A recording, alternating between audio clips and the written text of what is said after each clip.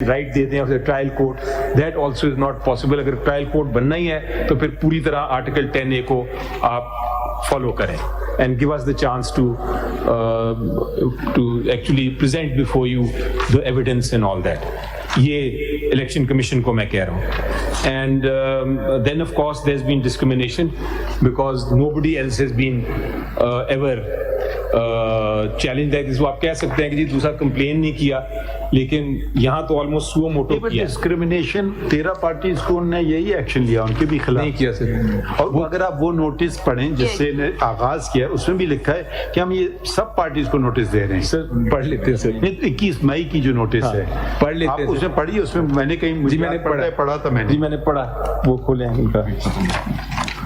उसमें सर आप देखेंगे कि उसमें एलिगेशन ये नहीं है कि हम आपके इंट्रा पार्टी इलेक्शन को की इरेगुलरिटीज को देखना चाहते हैं। Please let us differentiate for a minute. नहीं आप जरा देख लेते हैं ना इलेक्शन की नोटिस निकालें जी। 21 मई की कहाँ गई नोटिस? अगर 21 मई की नोटिस पढ़ लेते हैं ना। मई का नोटिस है मैं आपका जो सिख क्या ने पेज था बताएं हम सब। 398 पे शायद पेज 398 है मेरा ख्याल है। 398 21 में 2022 final notice for conduct of inter party. नहीं सर वो बात कर रहे हैं, आई थिंक जो नोटिस बाकी पार्टीज को दिए हैं, मैं वो देखना चाह रहा था। I'm directed to refer to the correspondence resting on the subject. Title देते हैं डिस्क्रिमिनेशन की बात कर रहा हूं मैं। Conduct of intra party elections. जी ठीक है।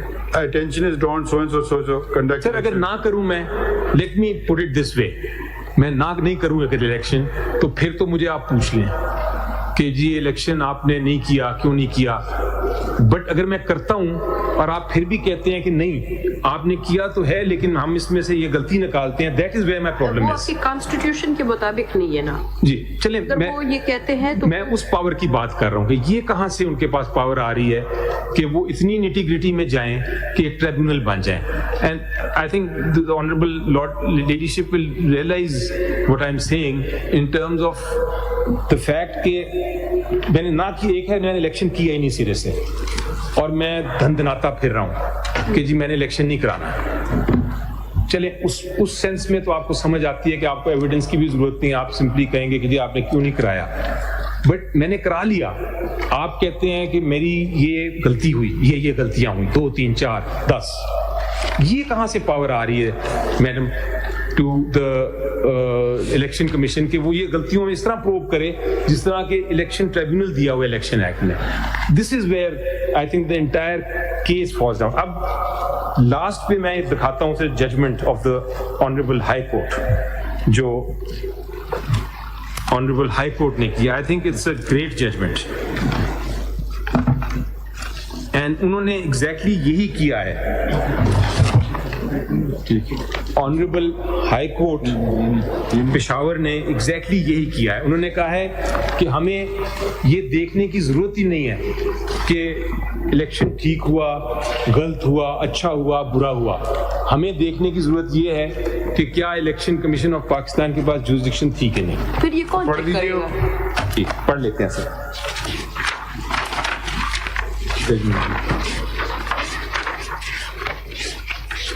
So Who will check these irregularities? अगर कुछ होती है तो कहाँ जाएंगे? सिविल कोर्ट में? वही जो इलेक्शन कमीशन खुद कह रहे हैं अपने ऑर्डर में, उसने कहा है कि आप जाएं सिविल कोर्ट में, ये मेंबर्स का इशू है, हमें क्यों हर पार्टी का इन्वॉल्व करें। वरना होगा क्या जी कि एवरी पॉलिटिकल पार्टी, पुराने ऑर्डर की बात करें 2009 मैं जवाब दे दूं, 175 पॉलिटिकल पार्टीज में हर रोज झगड़े होंगे, हर रोज वो इलेक्शन कमीशन में आएंगे, एक क्लेम करेगा जी मेरा ये वोट नहीं हुआ, मेरा ये ठीक नहीं हुआ, तो वो तो एक सुपरवाइजरी रेगुलेटरी अथॉरिटी बन जाएगी। चलिए जफर साहब, हम आपकी बात से एग्री कर रहे हैं, ये थोड़ा सा बुनियादी फर्क है। एक होता है डिटेलिंग, किसको कितने वोट पड़े, फला फला।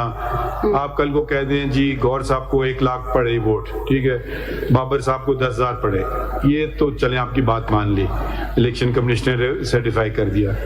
मगर यहाँ जरा सा थोड़ा सा केस फर्क है। उनका कहना है इलेक्शन हुए ही नहीं है, जो जिसको आप इलेक्शन कह रहे हैं, ये बेसिक तकाजे पूरा नहीं कर रहे इलेक्शंस के, ये फर्क है। निटी ग्रिटी में नहीं जा रहे हैं कि जी ने नाम अपना गलत अगर लिख ये दिया, कह रहे होते- शनाख्ती कार्ड नंबर गलत हो गया, योर लॉर्डशिप चलें, अगर ये इलेक्शन कमीशन ये कह रही होती तो फिर भी मैं आपके सामने वो बहस करता। इलेक्शन कमीशन ये नहीं कह रही। इलेक्शन कमीशन तो कहती है कि आपने इलेक्शन करा ली है लेकिन आपकी अपॉइंटमेंट्स गलत हैं। तो ये बहुत अब हाई कोर्ट ने कहा है एब्जर्व प्रोविजन ऑफ लॉ। अब ये अगर आप कहें ना वायरीज आपके सामने है ना आप उसको स्ट्राइक डाउन कर वायरीज की जरूरत नहीं है, sir. Paragraph 25 interpretation is absurd. I still insist. Page भी 25 I will है, start reading- पैरा भी 25 है और ये कंक्लूजन है। मैं पैरा 10 से शुरू करता हूं सर।